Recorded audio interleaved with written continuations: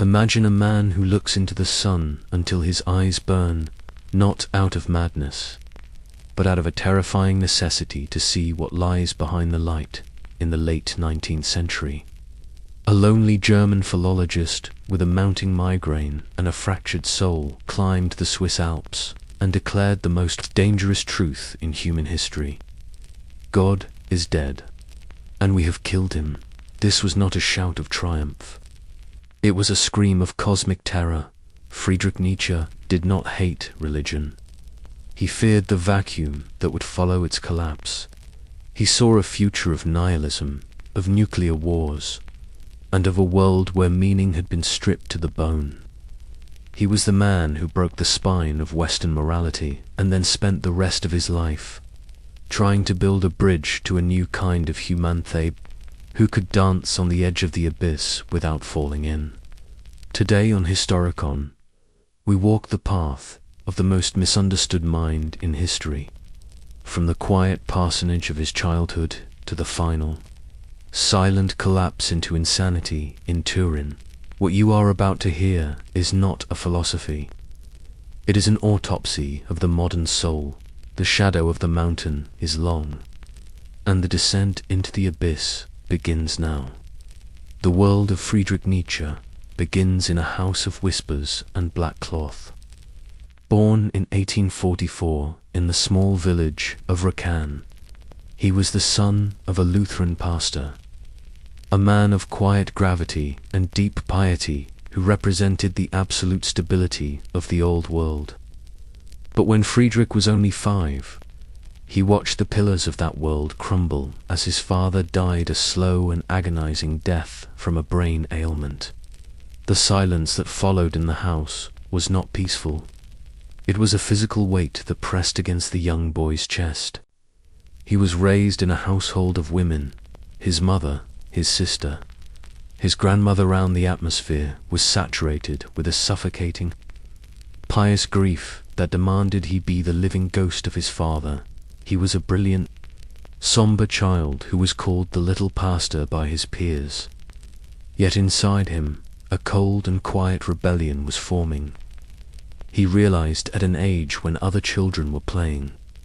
The world of Friedrich Nietzsche begins in a house of whispers and black cloth, a place where the air itself seemed to be composed of Lutheran hymns and the heavy scent of old Bibles.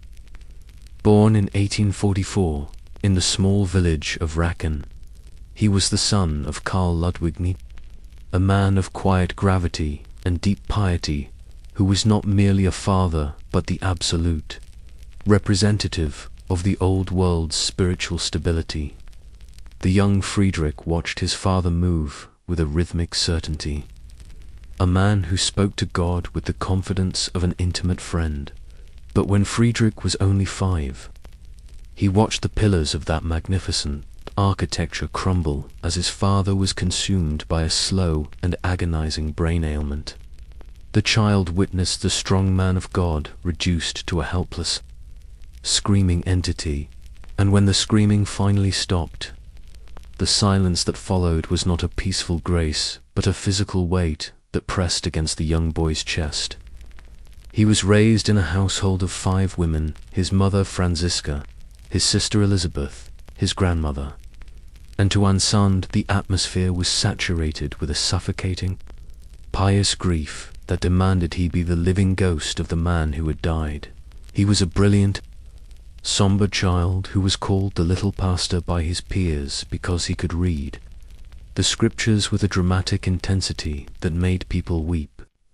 Yet inside him, a cold and quiet rebellion was forming. He realized at an age when other children were playing simple games that the people we love can vanish like smoke, and the God they pray to does not always answer the primal scream of a child. This was the first fracture in his reality, the seed of a suspicion that would eventually grow into a forest of fire. He began to feel that the certainty of the parsonage was a mask for a terrifying void, a realization that forced him to look for a different kind of permanence, not in the invisible promises of a heaven that allowed his father to die in pain, But in the precision of language and the weight of the ancient world, he was a child of the book. But he was already looking for the author who had abandoned the page, searching for a foundation that was not made of shifting sand and silent prayers. At the age of 14, Friedrich was sent to Schaupfata, a place of iron discipline and rigorous classical study that sat within the walls of a former Cistercian monastery.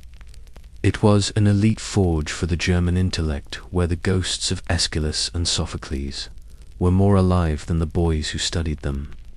Here he was, initiated into the cult of absolute excellence, spending 16 hours a day immersed in the syntax of dead languages, realizing that a single word in ancient Greek could hold a psychological universe that the modern German tongue was too shallow to express. He was a solitary figure among the hundreds of boys, a teenager who composed complex piano sonatas and wrote poetry that carried the weight of a man 3 times his age.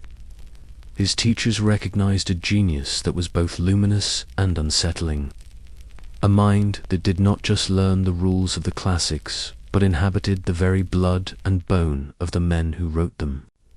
He began to develop a deep and growing nausea for the smallness of his own century, comparing the heroic, tragic scale of the Greeks to the comfortable, mediocre morality of the 19th century German bourgeoisie.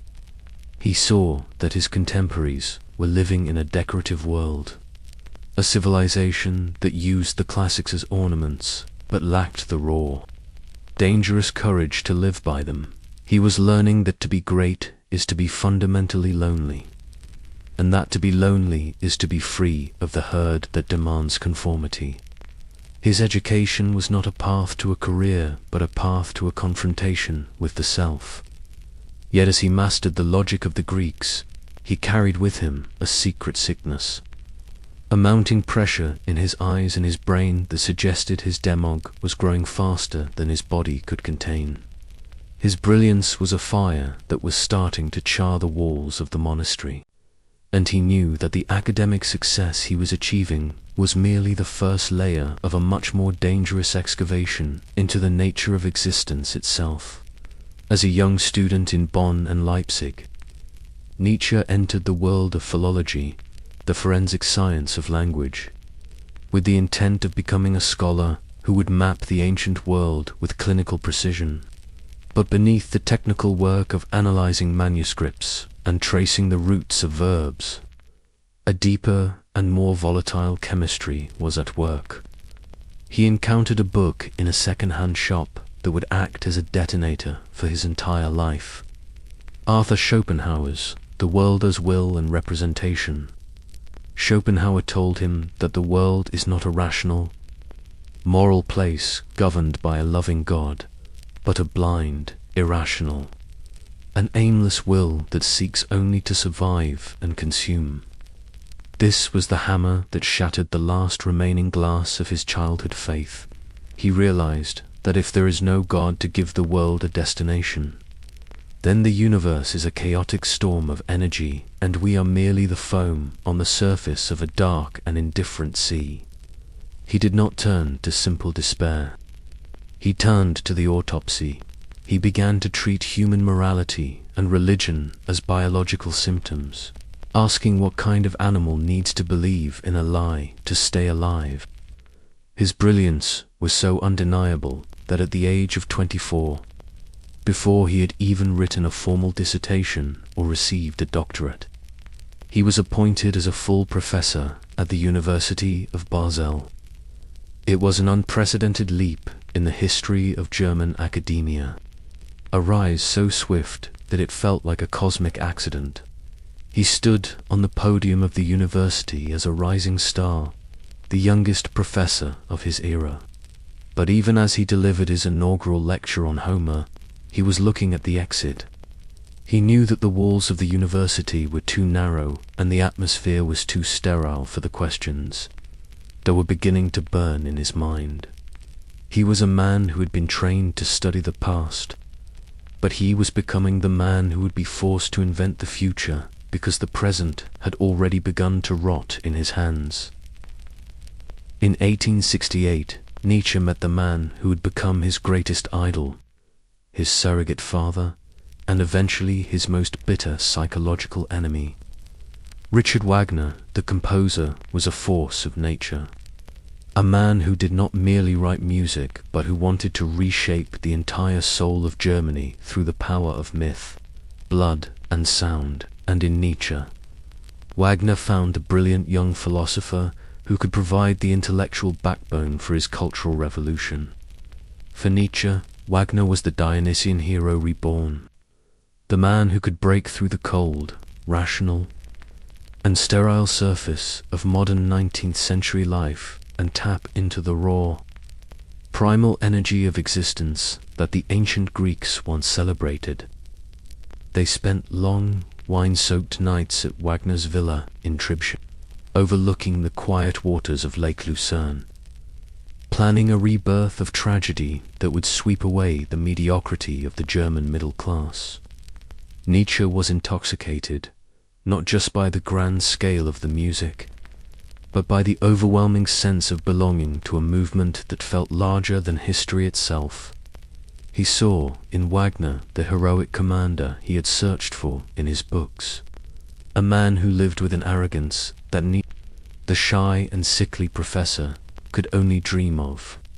Yet this intoxication was dangerous because it required him to suppress his own mounting doubts about Wagner's suffocating ego and his growing, virulent anti-Semitism. He was a man in love with a vision of a new culture, and like all lovers, he was willing to ignore the dark shadows cast by his idol until those shadows began to consume the very light he was trying to protect. The villa in Tribschen became his Garden of Eden, but the serpent of his own critical intellect was already beginning to stir in the grass. In 1872, Nietzsche published his first major work, The Birth of Tragedy Out of the Spirit of Music, and it was not the dry, footnotes, heavy scholarly work that his colleagues at the University of Basel expected from a professor of philology. It was an ecstatic, prophetic, and deeply unscientific call to arms that shattered the windows of the academy. He argued that Greek culture was not the peaceful world of white marble and calm perfection that Winckelmann had described, but a violent and necessary struggle between two cosmic forces, the Apollonian, representing order, logic, dream, and the beauty of the individual, and the Dionysian, representing chaos, intoxication, the breaking of boundaries, and the raw reality of nature. He claimed that Socrates, the great hero of rationalism, had actually killed the soul of tragedy by insisting that everything must be understood through the light of reason, and he called for a return to the primal scream of the Dionysian through the music of Wagner. The response from the professional academic world was a cold, total, and humiliating rejection. Ulrich von Wilhelmowitz, Mellendorf, the leading young philologist of the day, attacked the book as Zukunftsphilologie, or philology of the future, accusing Nietzsche of being a charlatan and a betrayer of the scientific method. Overnight, the rising star of Basel became a pariah. Students stopped attending his lectures, his peers turned their backs on him in the corridors, and the university that had once heralded him now looked at him with a mixture of embarrassment and regret. This was the second great exile of his life, a professional severance that forced him to realize that the truth he was looking for could not be found within the safe walls of an institution. The parsonage of the academy had rejected him, and he was being pushed toward the absolute edge of the abyss. The relationship with Wagner began to rot at its core as the composer's project at Bayreuth shifted from a radical cultural revolution into a temple of self-worship and a celebration of a narrow, nationalistic, and increasingly Christian German spirit. Nietzsche watched with a mounting physical nausea as his Dionysian hero turned into a theatrical priest, catering to the very bourgeoisie and the very church they had both once despised. The final break came like a thunderclap when Wagner sent Nietzsche the libretto for an opera that celebrated Christian pity, chastity, and renunciation, the very slave morality that Nietzsche was beginning to identify as the terminal sickness of Europe. Nietzsche's response was a declaration of war. He sent Wagner his own new book, Human All Too Human, a work of cold, aphoristic logic that dismantled every romantic illusion the two men had shared in the mountains. It was a ritual killing of the father, and the silence that followed was even heavier than the silence of his childhood home in Racken. He was now truly and dangerously alone. His faith was gone, his career was in ruins, and his greatest friend was now his bitterest rival. His health began to collapse in earnest. His eyes became so sensitive that he could only work in darkened rooms, and his brain felt as if it were being squeezed by a white-hot vice of migraine that lasted for weeks at a time. He resigned from the university in 1879, taking a small pension and leaving the world of the professor behind forever. He was a man with no home, no profession, and no guide, standing at the base of the Swiss Alps, with only a notebook and a hammer, ready to begin the most lonely and profound odyssey in the history of human thought. In 1879, Friedrich Nietzsche becomes a ghost walking among the living. Having resigned from his chair at the University of Basel with a meager pension and a body that felt like a house collapsing from within, he begins a decade of nomadic wandering that will define the rest of his intellectual life.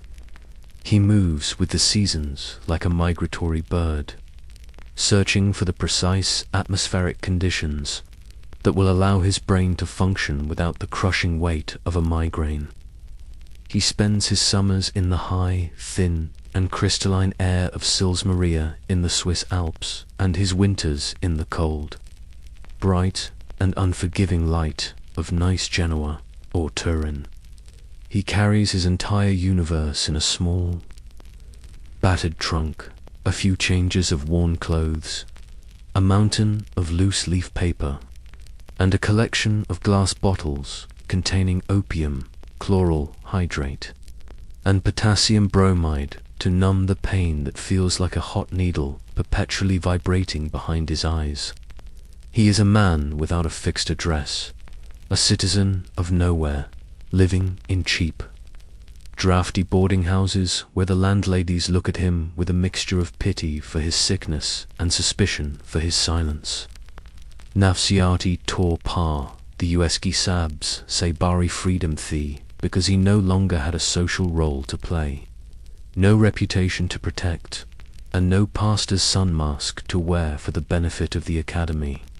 He was finally free to become the dynamite he felt growing inside his chest. He realized that the only way to see the world clearly is to be an absolute outsider to every system, and he began to write with a new, aphoristic speed, his pen flying across the page in short, sharp bursts, as if he were catching flashes of lightning before they vanished back into the dark clouds of his own nearing madness. It is in August of 1881, while walking through the rugged woods beside the lake of Silvaplana, that Nietzsche encounters the most terrifying and magnificent thought in the history of Western philosophy, the eternal recurrence. He is sitting by a massive, pyramid-shaped block of granite near Surlai, when the realization strikes him like a physical blow to the heart, that if the universe is made of a finite amount of matter and energy but exists in infinite time, then every moment, every pain, every joy, and every thought must have happened an infinite number of times before and will happen an infinite number of times again. This is not a mathematical theory for him.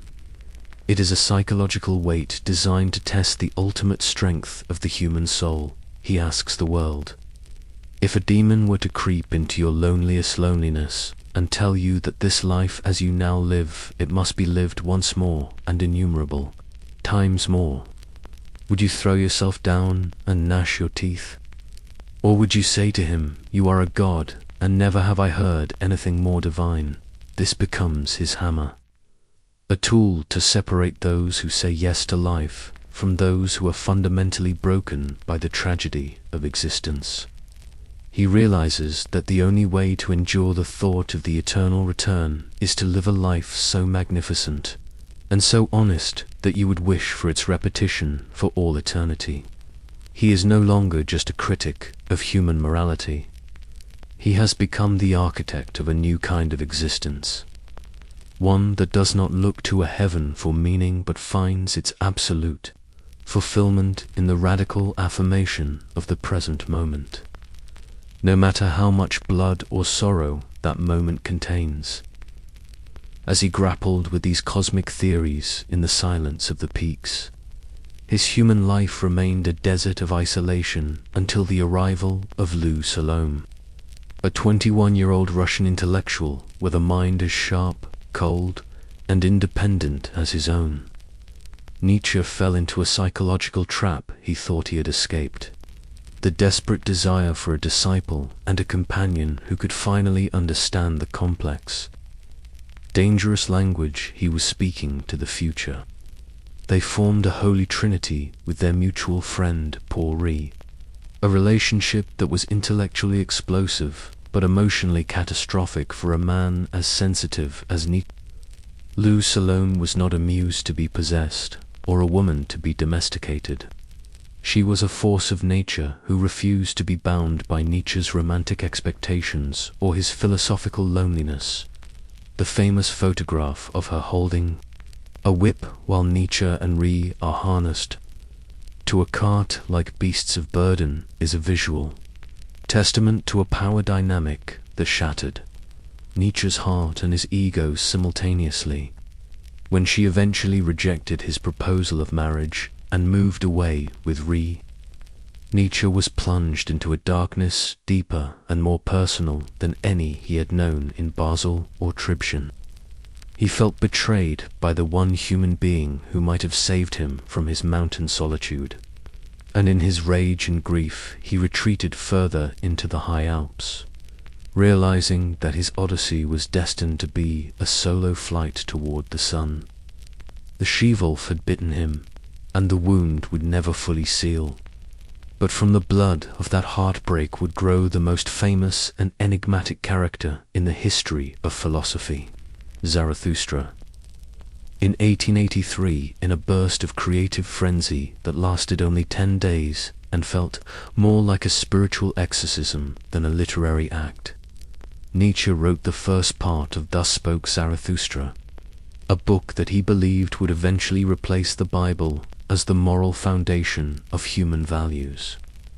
He chose the figure of the ancient Persian prophet Zarathustra, the first man to see the world as a struggle between good and evil, and made him descend from his mountain after 10 years of solitude to tell the world that God is dead.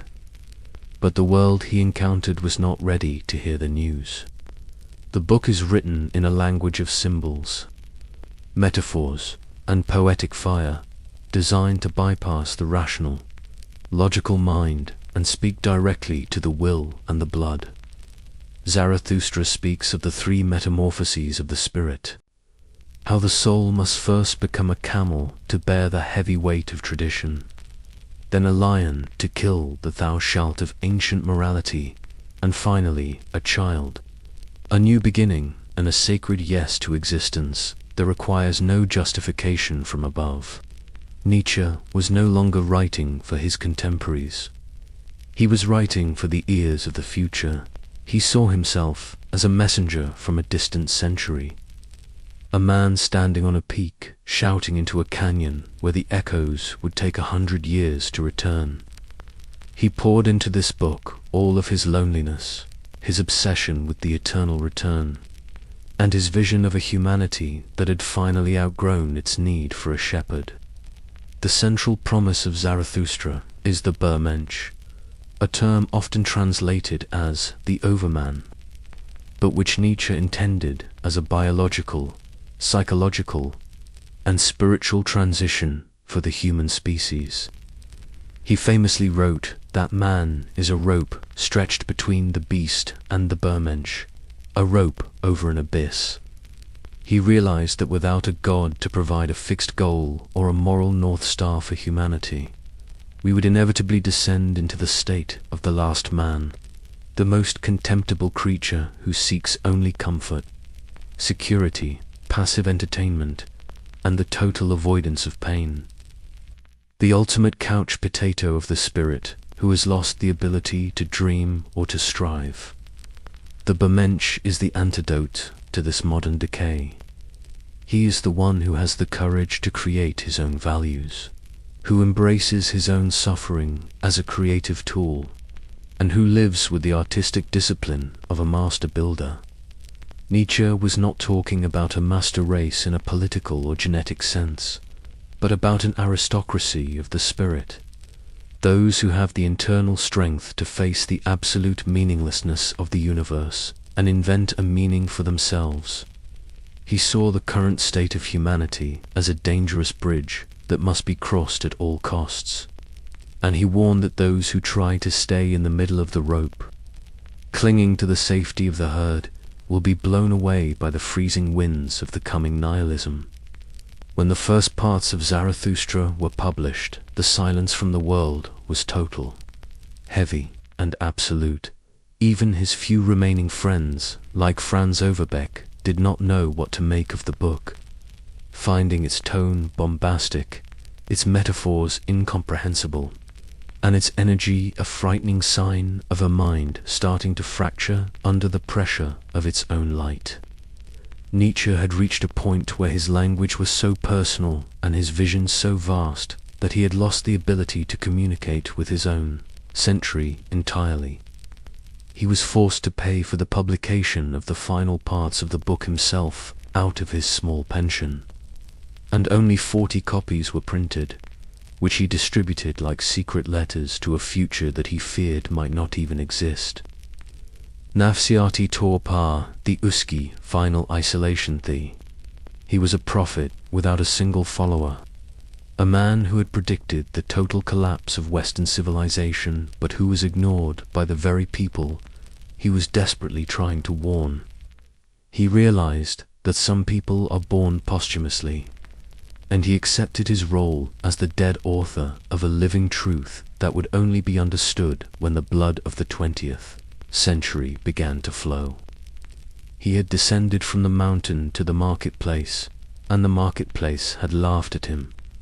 So he turned his back on the crowd once more and began the final steep climb toward the lonely, freezing summit of his own inevitable madness. In 1886, Nietzsche publishes Beyond Good and Evil, a work that serves as a cold, analytical companion to the poetic fire of Zarathustra. Here he moves from prophecy to surgery, using his philological training to perform a genealogy of Western morality that is both terrifying and profound. He realizes that what we call good and evil are not eternal truths written in the stars, but are biological prejudices, born from the specific historical needs of different human types. He introduces the radical concept of the mask, arguing that every great mind is surrounded by a layer of deception because the truth is so blinding and so dangerous that it cannot be spoken directly to the herd without destroying them. He attacks the philosophers of the past, Plato, Kant, and Descartes, calling them unconscious advocates for Christian morality, who built vast intellectual systems just to justify the simple theology of the parsonage they were raised with. Nietzsche is no longer looking for a seat at the table of academy. He is trying to flip the table over. He realized that to create a new world one must first have the courage to dismantle the old one. and he began to define his mission as philosophy with a hammer. Not as a tool of destruction for its own sake, but as a tuning fork to test the hollowness of the idols that humanity has worshipped for 2,000 years. He writes with a sharp, aphoristic precision that feels like a series of intellectual explosions, challenging the viewer to ask what remains of your identity if the morality you inherited is proven to be a lie. The most explosive insight of this period is Nietzsche's distinction between master morality and slave morality, a concept that would later be distorted by history, but which he intended as a psychological autopsy of power. He looks back at the ancient world, the Romans, the Greeks, the Vikings, and sees a master morality based on strength, pride, and the affirmation of life, where good meant noble and bad meant weak. But he argues that a slave revolt in morality occurred, led by the marginalized and the weak, specifically through the Judeo-Christian tradition, who turned the values of the masters upside down. In this slave morality, strength became evil, pride became sin, and weakness became blessing. Nietzsche calls this the triumph of reason, a deep-seated psychological resentment that the weak feel toward the strong. He realizes that the modern world is a democracy of slaves, a culture that celebrates mediocrity and pity because it is fundamentally afraid of the will to power. He is not calling for physical cruelty, but for a revaluation of all values, asking if humanity can survive a morality that denies the very biological forces of growth and self-assertion that allowed us to evolve. He sees the herd closing in on the individual, and he warns that the price of equality is the death of human excellence, forcing us to confront the question, is our compassion a virtue, or is it a shield for our own fear of greatness? In 1887, Nietzsche writes on the genealogy of morals, perhaps his most systematic and academically precise work, where he explores the dark, bloody origins of the human bad conscience. He asks, how did the human animal become the animal that is allowed to make promises? And his answer is a terrifying dive into prehistory. He argues that the concept of guilt comes directly from the economic relationship of debt, and that the conscience was burned into the human brain through a history of unspeakable cruelty and ritualized punishment. We learned to remember the law through the memory of pain. He realizes that the internalization of man, the turning of our aggressive instincts inward because we could no longer discharge them in the wild, is what created the depth of the human soul. But it also created a sick animal that is constantly at war with its own nature. He sees the priest as the ultimate magician of the soul, who took this internal pain and gave it a name. Sin. Nietzsche's diagnosis is that Europe is suffering from a will to nothingness, a collective sickness where we would rather will the void than not will at all. He is a doctor performing a post-mortem on a living civilization, and he realizes that the patient is so addicted to its sickness that it might kill the doctor before the surgery is complete. He leaves the reader standing at the edge of the pit, looking at the bloody foundations of our own civilized behavior. In 1888, Nietzsche enters his year of finality, a period of such intense creative output and psychological clarity that it borders on the supernatural. He writes Twilight of the Idols in a matter of weeks, a grand declaration of war against all the eternal truths of Western civilization. He is no longer arguing. He is sounding out the pillars of the world and hearing them crack under the pressure of his hammer. He realizes that the real world of the philosophers, the world of heaven, of the thing in itself, is a useless fable that has only served to make the actual world seem less valuable and more corrupt. He calls for a return to nature, but not the gentle nature of the Romantics, the raw, beautiful nature of the beast of prey. the energy of existence that does not ask for permission to be. He is stripped of all his previous masks. He is no longer a professor or a disciple of Wagner or a nomadic scholar. He has become the destiny he predicted. He feels a growing sense of euphoria, a physical lightness, as if he is walking on the clouds of the Sils Maria, unaware that this luminosity is actually the aura of a coming neurological storm that will soon extinguish the very mind that produced it. He is the lamp that burns brightest right before the oil runs out, casting a long and terrifying shadow over the coming 20th century. In the same year he writes the Antichrist, the most violent and uncompromising attack on Christianity ever committed to paper. He does not attack the person of Jesus, whom he respects as a noble rebel and a free spirit, but he attacks the Church as the ultimate machine for the corruption of human values. He argues that pity is a biological poison that preserves what is weak and prevents the law of selection from functioning. He calls Christianity the one great curse because it has turned the will to power into a crime and elevated the failure to a sacred status. Nafsiati tore par the USK final rebellion the against the memory of the parsonage. He was trying to exorcise the silence of his father from the soul of Europe. He realized that the death of God was not enough.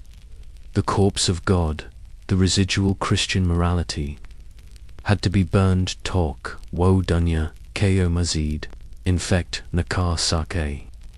He was writing with a pen made of lightning, calling for a grand politics that would decide the fate of humanity for the next 1,000 years. He felt that he was holding the hammer of a god, unaware that the hammer was starting to crush the hand that held it.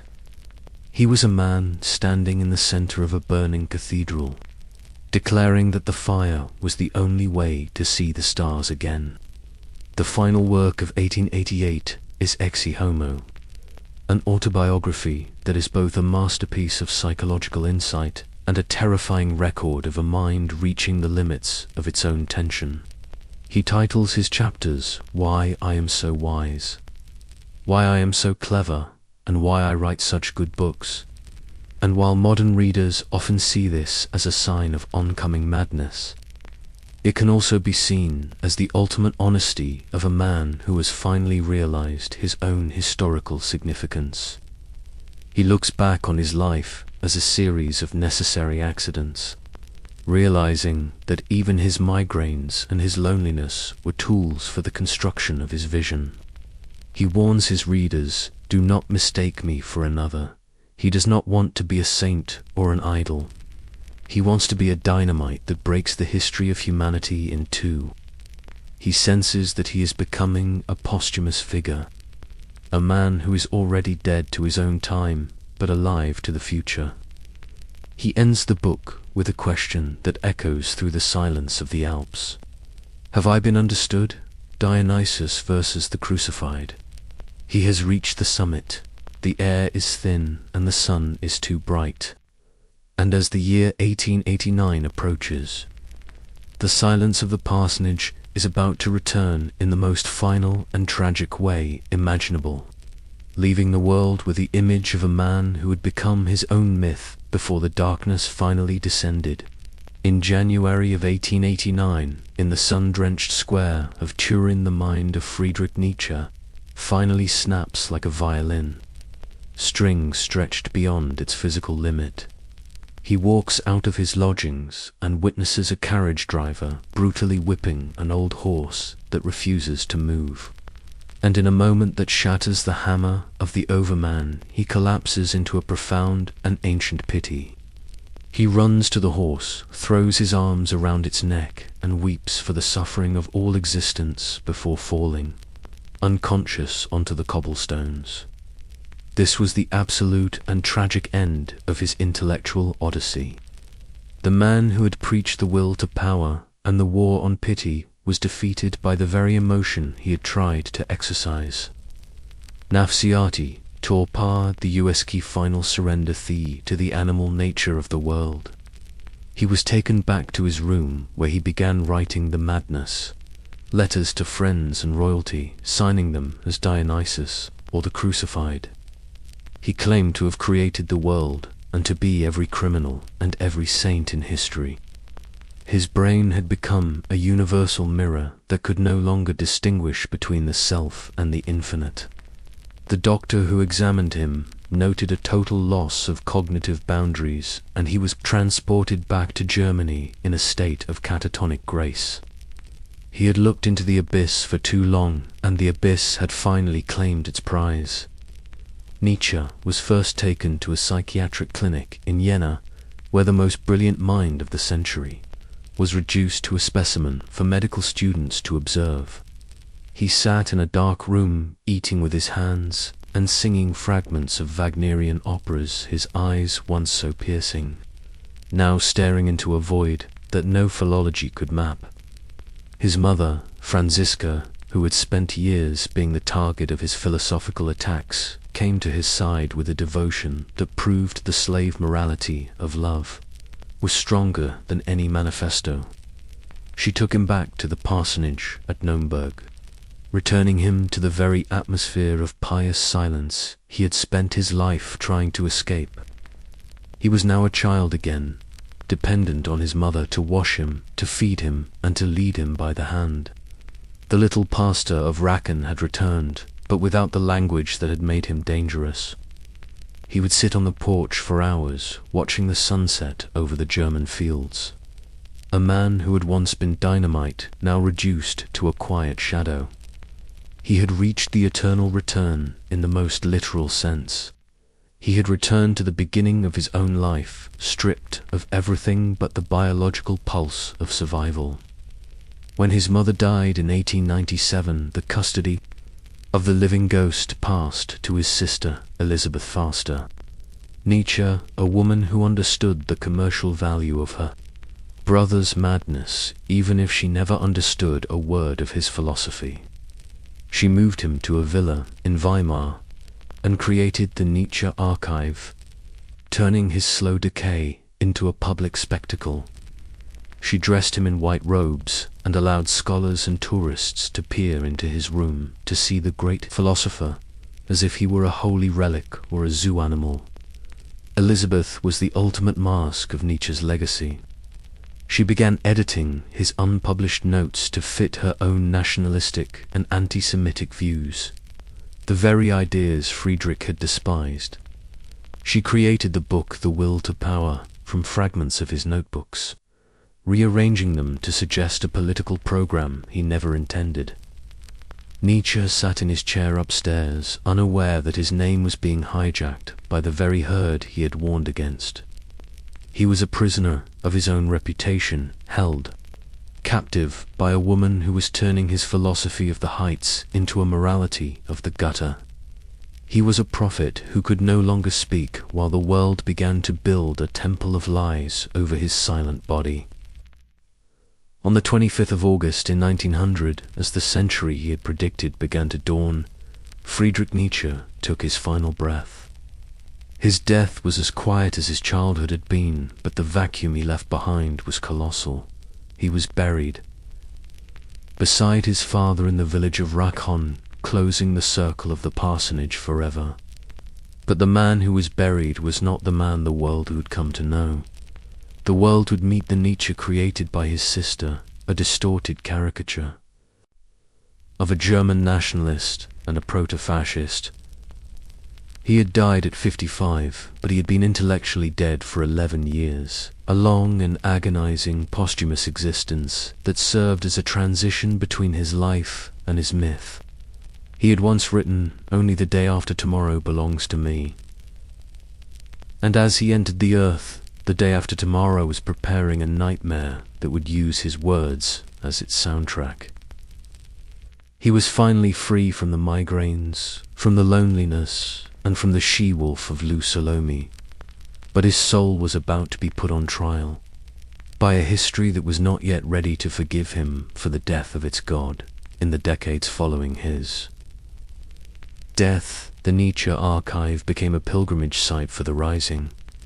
Nazi Party and Elizabeth Faster, Nietzsche welcomed Adolf Hitler with open arms. She presented Hitler with her brother's walking stick and curated a version of Nietzscheanism that justified the master race, the cult of the leader, and the extermination of the weak. The Übermensch, which Nietzsche had conceived as a spiritual and psychological evocation, was weaponized into a racial and political ideology.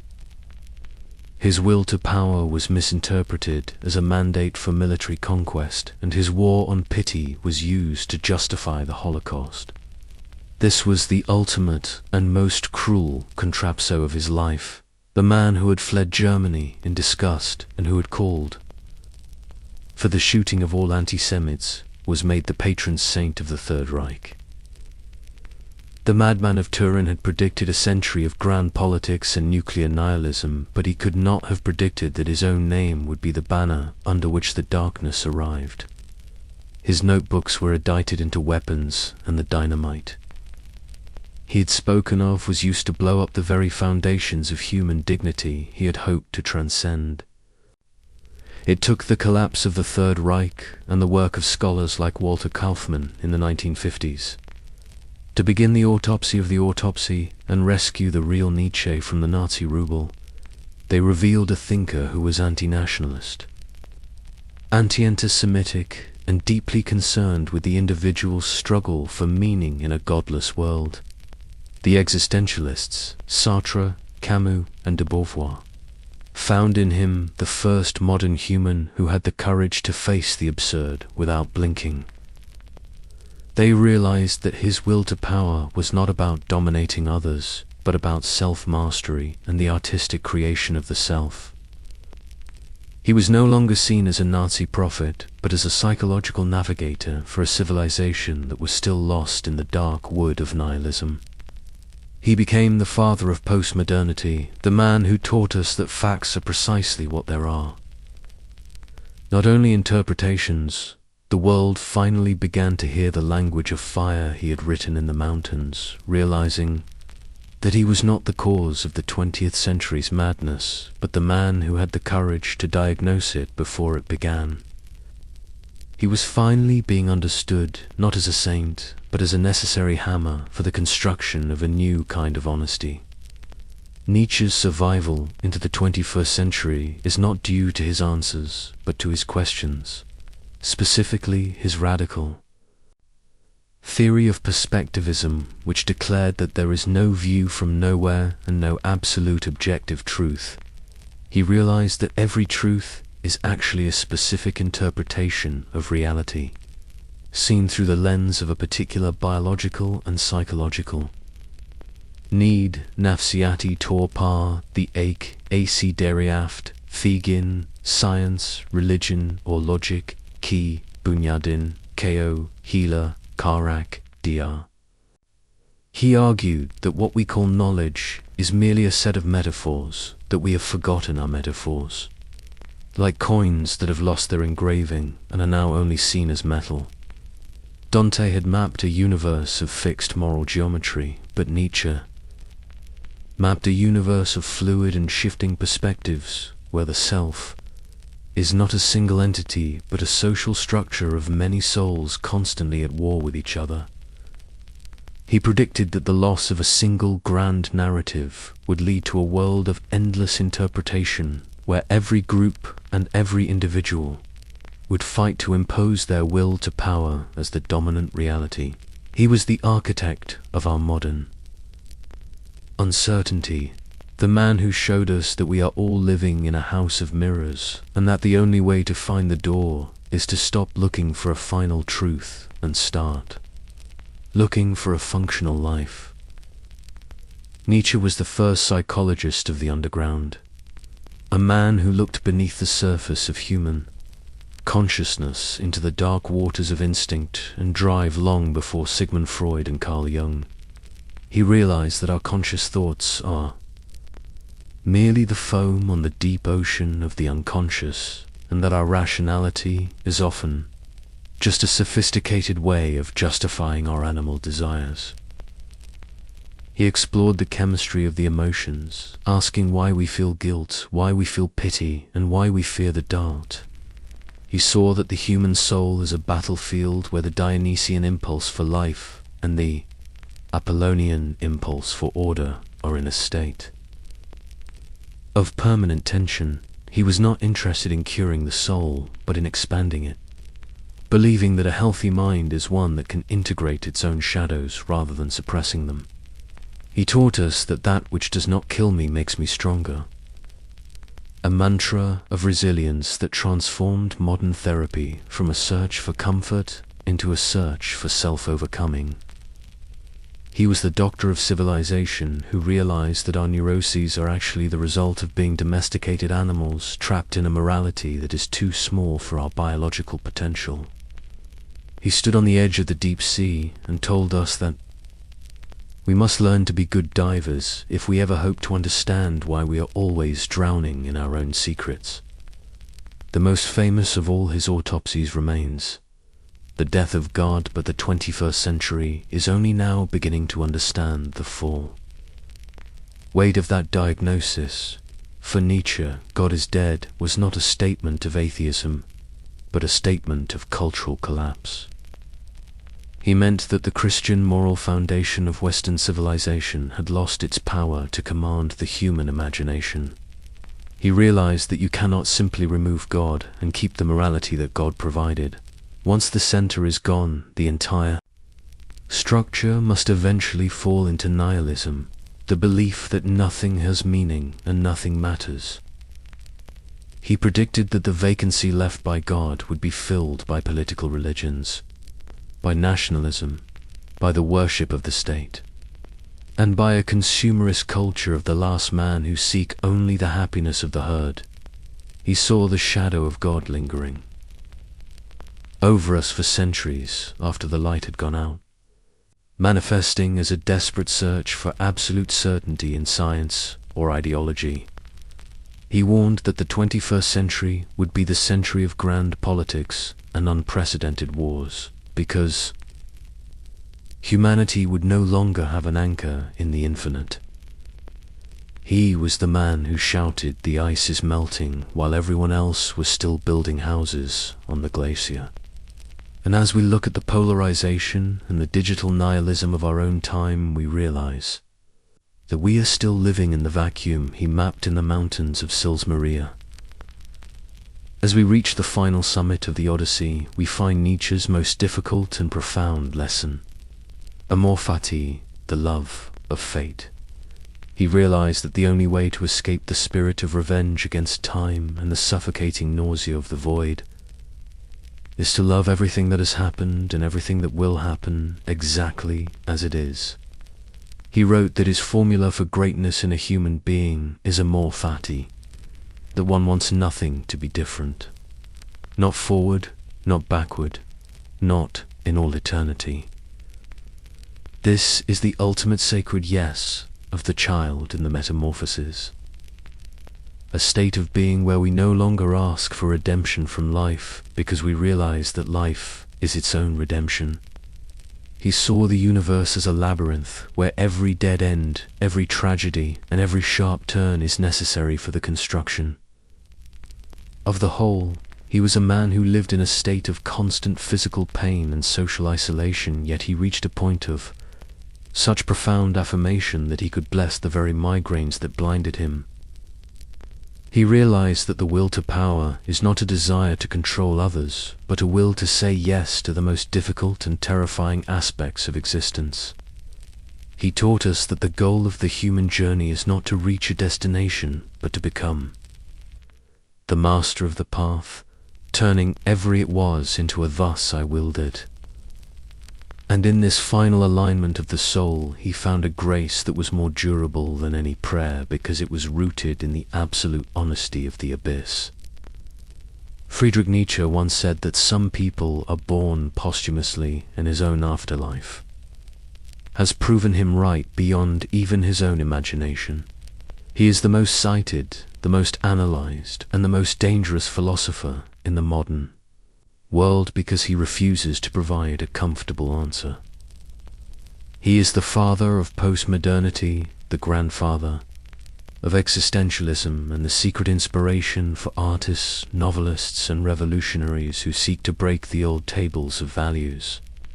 He stands as a permanent warning against the herd and a call to the individual to take absolute responsibility for the creation of their own meaning. His legacy is not a system of thought, but a condition of being, a state of permanent questioning that forces us to justify our lives without the help of inherited authority. He remains a dynamite because his work continues to blow up our certainties every time we think we have finally understood him. He is a ghost who refuses to be buried, a mind that continues to pulse in the digital cables of the 21st century like a secret code for the next metamorphosis of the spirit. He realized that he was writing for a future that was not yet ready, and as we read his words today, we feel the strange sensation that he is looking back at us through the mirror of his own madness, waiting to see if we have finally learned to dance on the edge of the abyss without falling in. The Odyssey ends where it began, in the silence of the mountains, but the silence is no longer a weight, but a radical clarity. We see Dante and Leonardo and Picasso standing on the shoulders of the masters who came before them, but Nietzsche stands alone because he was the one who had to kill the masters to find the truth. The little pastor of Rakan became the Antichrist of Turin, but in the end he was simply a human being who loved the world too much to see it die in a lie. He died in 1900, but the madman still runs through our streets shouting that the sun has been unchained from the earth and that we are falling into an infinite nothingness. Yet he also shows us that in that falling there is the possibility of flight. He realized that the universe is a masterpiece of energy and that we are the will that gives it a name and a direction. The Odyssey of Friedrich Nietzsche ends with the realization that the abyss is not a pit to be feared, but a space to be filled with the sacred yes of our own creativity. He has left us with the hammer and the mask and the mirror telling us that the journey is the only true home we have ever had. His will and his desire are now moved in perfect harmony with the love that he found at the bottom of his own solitude. The stars are out, the air is cold, and the prophet of the heights is finally at rest. He is finally understood. The Odyssey is complete.